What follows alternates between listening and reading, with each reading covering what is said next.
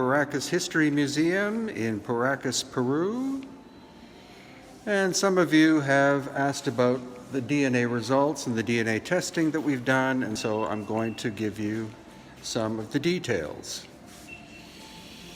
So as we look at this one, this baby here that died at 18 to 22 months, all Native American DNA, people who are 100% Native American, should have maternal haplogroups of A, B, C, or D. However, when we did DNA testing of this one on the right, the results turned out to be U2E1, which is most commonly found in the Black Sea area or Crimea area of the Black Sea.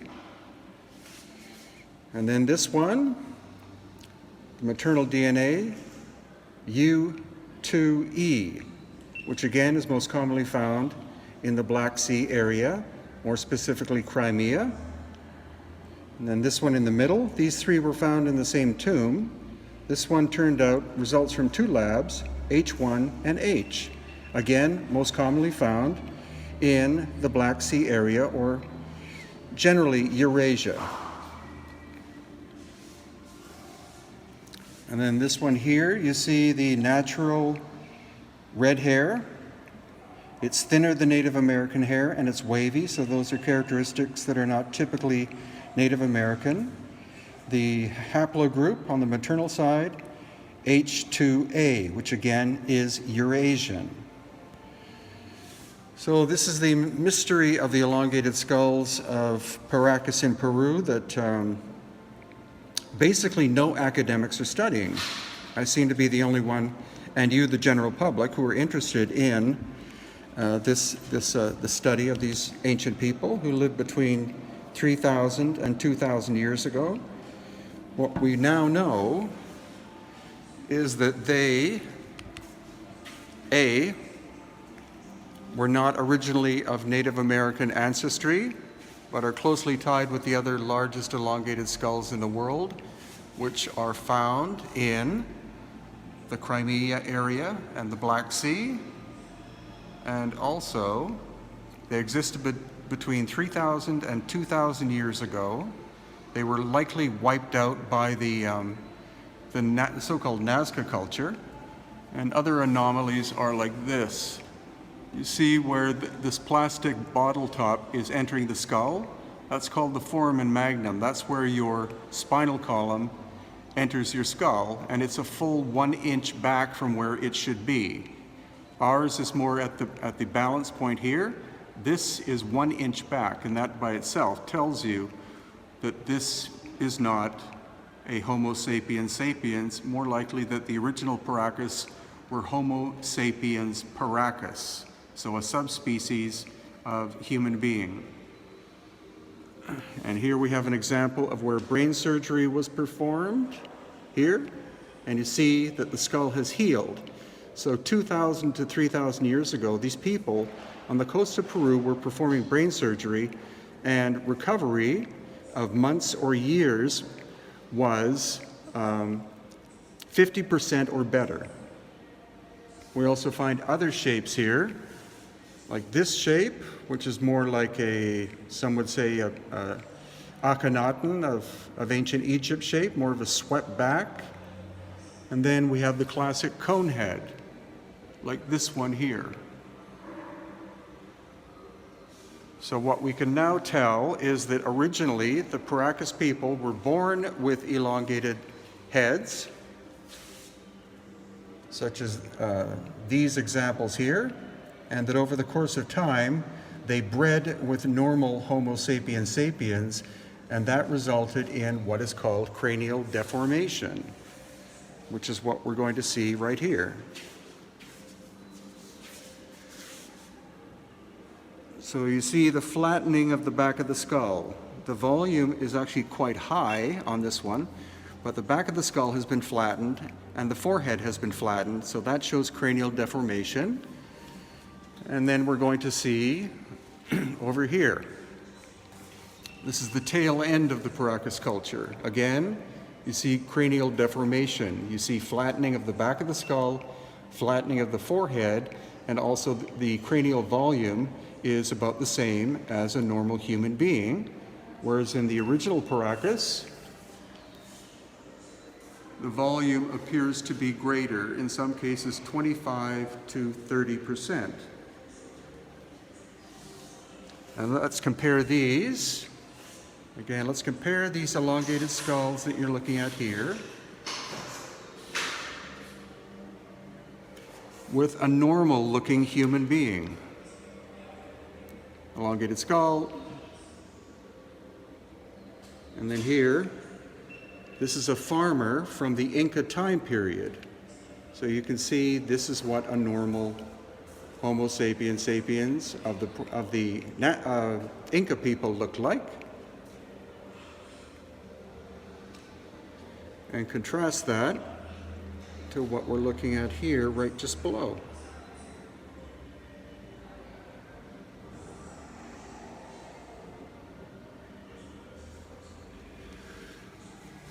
And as well, this is an example, or at least let's do this comparison. So these are the suture lines. You see this one coming across this way, this one coming, the sagittal suture coming back this way. So that is normal in Homo sapiens sapiens. But when we look at this one,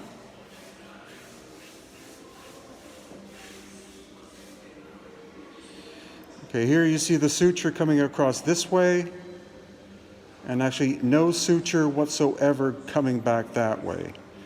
So the original Paracas only had one suture, this one, like that. That again is not normal in a human being.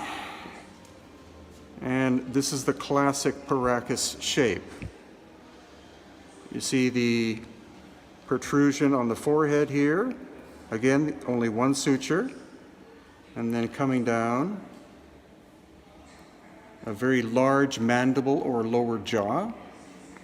And people might say, well, that's actually quite a small skull. Well, it's because this person, probably a female, died at between 8 and 10 years old. We can tell that by the teeth.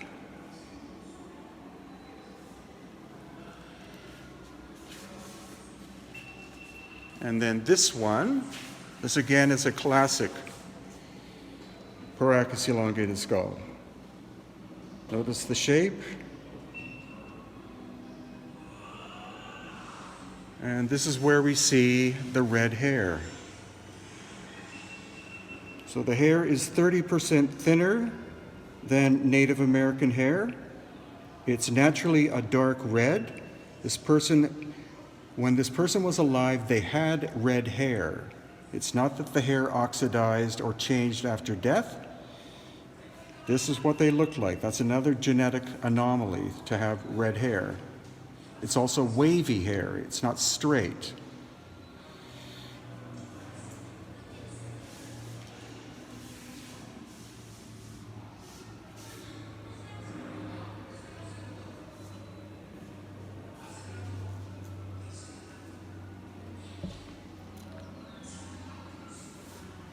And again, brain surgery. How would an isolated population on the coast of Peru 2,000 to 3,000 years ago know how to perform brain surgery and have a success rate of at least 50%, if not higher? These are the obsidian tools that likely were used, volcanic glass, in order to cut the skin and also cut into the skull itself to remove a small section for brain surgery. And then a thin piece of silver or gold was put on top in order to assist in the healing. Silver is antibacterial and gold does not react to, the body does not react to it. We also have evidence in this textile of knowledge of being able to tie-dye 2,000 to 3,000 years ago.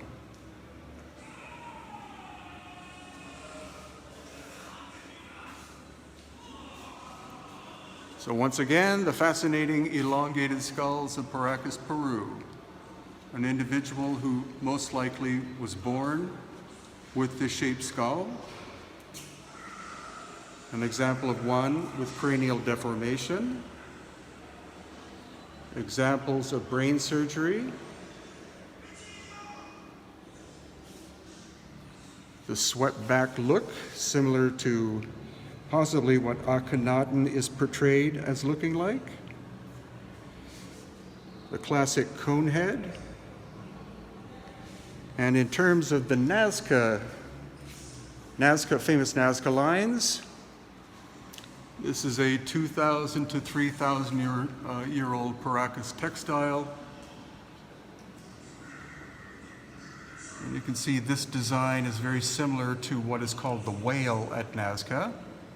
So what we know is that from 500 BC to about maybe 100 AD, the Paracas were the makers of the geoglyphs and the line systems in the Nazca area. And then later, the Nazca people themselves moved in and they created some of the more famous ones. In the area of Palpa, which is in between Paracas and Nazca, there are 1,600 geoglyphs. And in the Nazca area, there are about 30. Famous ones, the ones you know of.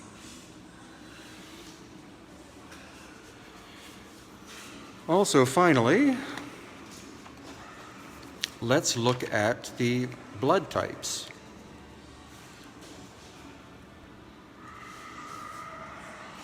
So, a report that was sent to me was published in the 1970s and then was removed from the academic record.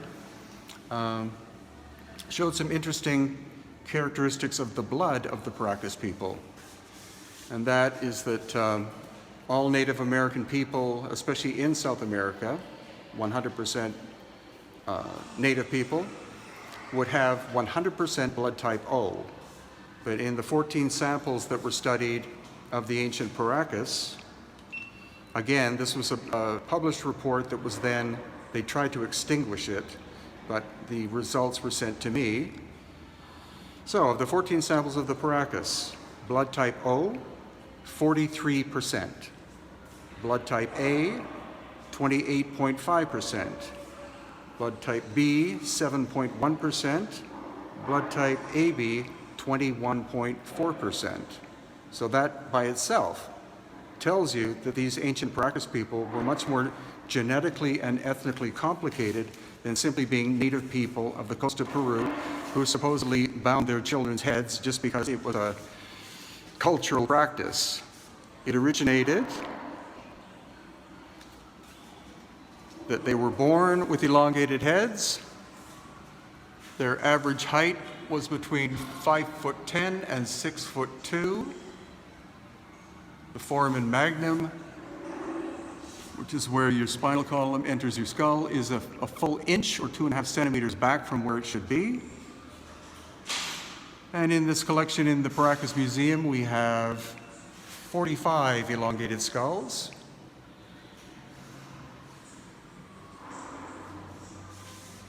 Here's another one.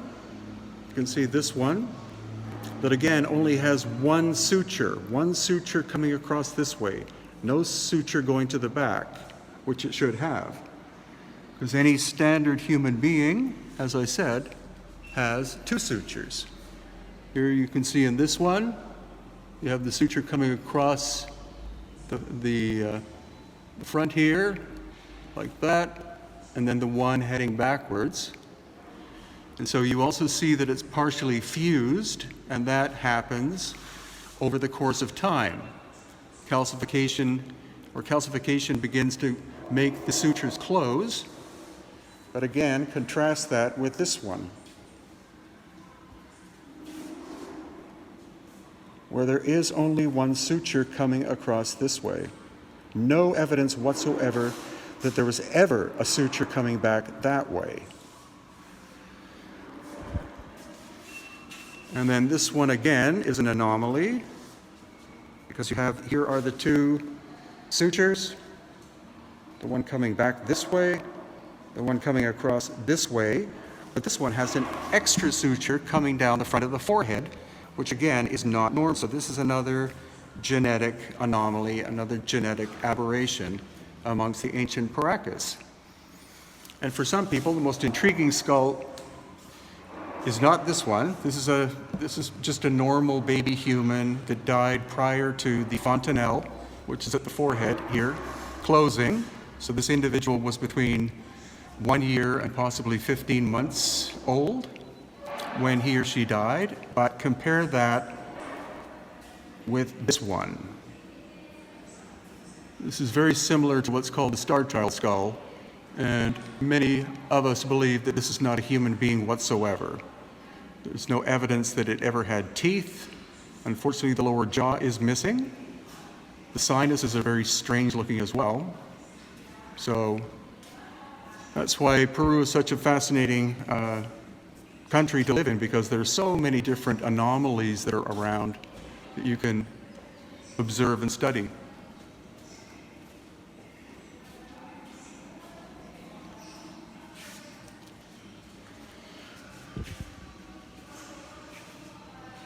So from the Paracas Museum in Paracas, Peru, thank you so much for watching. And this one is interesting too, because you can see, again, died at 18 months. Look at the size of the skull, and notice the hair color. It's strawberry blonde. It's not even red, it's strawberry blonde. So again, that's another genetic anomaly. So thank you so much for being a subscriber to my YouTube channel. I very much enjoy doing these little live broadcasts like this. So please share this with your friends who are interested in finding out about the DNA results. We also have two skulls, actually many samples from two skulls that were perfectly preserved that are at two laboratories in the United States and Canada right now. They supposedly have been able to remove the entire genome from both of these skulls, and so that will give us not only the mitochondrial, which is the mother's DNA, but also the nuclear, which is the father's DNA. And so this is being done through a foundation in the United States, and results will probably be available at Contact in the Desert with Asim Harriman and myself in June in Wells, California. And if you want to learn more about meeting me in person at Contact in the Desert, please go to my website, hiddenincatours.com, or go to www.contactinthedesert.com. So from Paracas in Peru, this is Brian Forrester saying thank you for watching.